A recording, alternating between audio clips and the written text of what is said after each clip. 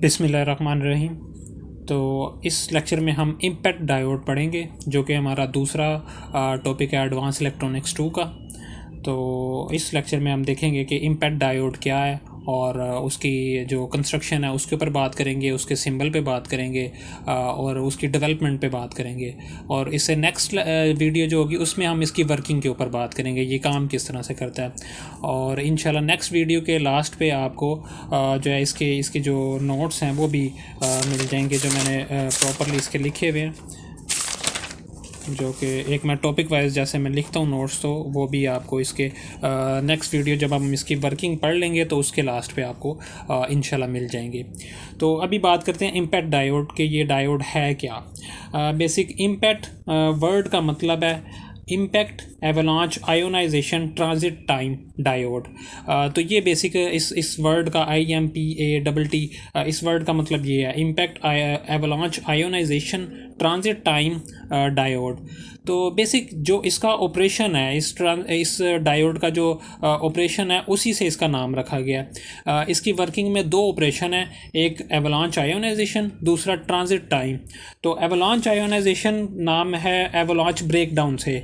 चूँकि ये diode reverse bias condition में काम करता है, तो इसलिए इसमें एवलांच ब्रेकडाउन आता है। जब भी डायोड को रिवर्स बायस में ऑपरेट किया जाए और एक हाई वोल्टेज अप्लाई किए जाए तो उसमें एक टाइम आ जाता है जब जब उसमें एवलांच ब्रेकडाउन हो जाता है और उसमें रिवर्स बायस में करंट बहुत ज़्यादा हो जाता है।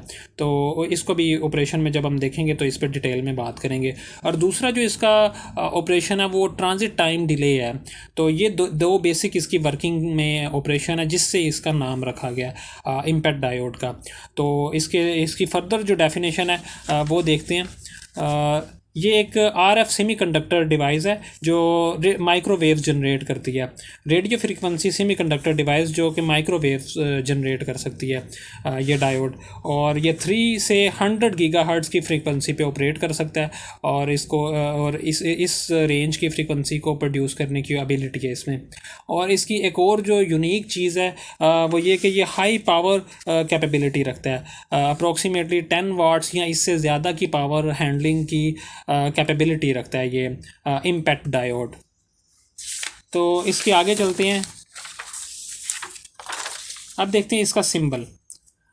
तो इसका कोई स्पेशल सिंबल नहीं है, आम जो जेनरिक डायोड का जो सिंबल है वो ही यूज़ किया जाता है सर्किट में इम्पैक्ट डायोड के लिए।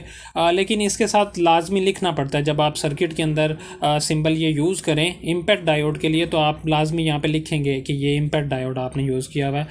अदरवाइज़ इसका कोई स्पेशल सिंबल नहीं है, आम जेनरिक डायोड का जो सिंबल है वही इसके लिए यूज़ किया जाता है। तो अब इसकी डेवलपमेंट पे बात करते हैं कि ये किस तरह से डेवलप हुआ, किसका आइडिया था और किसने इसको बनाया।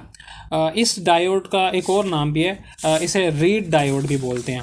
तो रीड डायोड या माइक्रोवेव डायोड भी बोलते हैं। रीड बेसिक साइंटिस्ट का नाम था जिसने पहली बार इसे बनाया, तो उसके नाम से भी इसको जाना जाता है। तो अब हम आगे देखते हैं। जो आइडिया था 1954 में सबसे पहले विलियम शोकले ने इसका आइडिया दिया था इस डायोड का, कि एक ऐसा डायोड प्रोड्यूस किया जाए जो कि बहुत ही माइक्रोवेव्स पे ऑपरेट करे और ऐसी ऑसिलेशंस हमें प्रोड्यूस करके दे, नेगेटिव रेजिस्टेंस इफ़ेक्ट को यूज़ करते हुए। विलियम शोकले ने ये आइडिया दिया था 1954 में। और रीड ने अपना पहला जो डायोड का जो विलियम शोकले का जो आइडिया था उस आइडिया पे की बेस पे एक पहला डायोड का जो स्ट्रक्चर दिया है वो रीड ने प्रपोज किया 1958 में।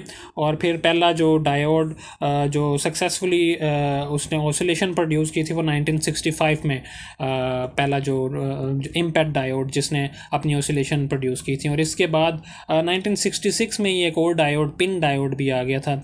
और फिर इस डायोड की डिमांड कम हो गई थी और दूसरे डायोड की ज़्यादा हो गई थी, पिन डायोड की। और देखेंगे कि इसका डिसएडवांटेज क्या है, आगे देखेंगे, जिसकी वजह से इसको अब ज़्यादा यूज़ नहीं किया जाता इस डायोड को। तो ये था इसका थोड़ा सा कि ये प्रोडक्शन के किस तरह से ये बना। और अब आगे देखते हैं इसके स्ट्रक्चर पे। तो इसके इम्पैक्ट डायोड के वैसे बहुत सारे स्ट्रक्चर्स हैं, बहुत सारे डिफरेंट स्ट्रक्चर में इसको बनाया गया। इसका एक जो बहुत इम्पोर्टेंट स्ट्रक्चर है वो इम्पैक्ट डायोड वर्टिकल स्ट्रक्चर इसको बोलते हैं। तो ये स्ट्रक्चर है और इसके अलावा और भी इसके काफ़ी सारे स्ट्रक्चर हैं। ये मोस्ट कॉमन जो दो स्ट्रक्चर हैं जो हम इस वीडियो में बात करेंगे, मोस्ट कॉमन उनकी हम बात करेंगे। तो इसका स्ट्रक्चर देख लेते हैं। यहाँ पे सबसे ऊपर मेटल ऊपर और यहाँ पे लास्ट में मेटल कॉन्टैक्ट हैं, जहाँ पे हम लीड्स कनेक्ट करते हैं डायोड की, जो दो टिपिकल होती हैं लीड्स, तो इन मेटल कॉन्टैक्ट्स के साथ होती हैं। फिर यहाँ पे सबसे ऊपर एक पी टाइप सेमीकंडक्टर है जो कि हाईली डोप्ड है। फिर एक एन टाइप लेयर है और फिर एक इंट्रिंसिक सेमीकंडक्टर की लेयर है जो कि प्योर सेमीकंडक्टर है, जिसमें किसी किस्म की डोपिंग नहीं है। तो ये 3 लेयर्स हैं और फिर last layer N type semiconductor है और ये भी हाईली डोप्ड है। ये दोनों हाईली डोप्ड हैं और फिर ये एन टाइप सेमीकंडक्टर की लेयर है जो कि इन दोनों से कम डोपिंग जिसमें है। और ये इंट्रिंसिक सेमीकंडक्टर है जो कि प्योर सेमीकंडक्टर की लेयर कोई भी हम यहाँ पे यूज़ करते हैं। तो ये बेसिक इसका स्ट्रक्चर है इम्पैक्ट डायोड का, जिसे बोलते हैं वर्टिकल स्ट्रक्चर। इसके अलावा इसका एक और स्ट्रक्चर है, ये इसका हॉरिजॉन्टल स्ट्रक्चर है, इम्पैक्ट डायोड हॉरिजॉन्टल स्ट्रक्चर। इस स्ट्रक्चर को भी देख लेते हैं। यहाँ पे ये 2 मेटल कॉन्टैक्ट्स हैं जहाँ पे 2 लीड्स जो होती हैं कन्वेंशनल लीड्स, दरमियान में यहाँ पे इंसुलेटर है। ये पी टाइप सेमीकंडक्टर है और ये भी पी टाइप सेमीकंडक्टर है और ये हाईली डोप्ड होता है और ये एन टाइप सेमीकंडक्टर है। बेसिक जो ज़्यादातर यूज़ होता है वो इसका वर्टिकल स्ट्रक्चर जो है, ये डायोड बहुत ज़्यादा यूज़ होता है और कॉमनली ये मार्केट में अवेलेबल सबसे ज़्यादा यही होता है। और इसी के बारे में हम बात करने वाले हैं आगे, जब हम इसकी वर्किंग पढ़ेंगे और इसके अंदर ऑपरेशन पढ़ेंगे कि ये डायोड काम कैसे करता है, किस रीजन में एवलांच ब्रेकडाउन हो रहा है और किस रीजन में ट्रांजिट टाइम डिले हो रहा है और किस तरह से ये ऑसिलेशन प्रोड्यूस करता है। आगे इसके बारे में हम इंशाल्लाह डिटेल में बात करने वाले हैं वर्किंग की, इसकी नेक्स्ट जो वीडियो लेक्चर है उसके अंदर इंशाल्लाह।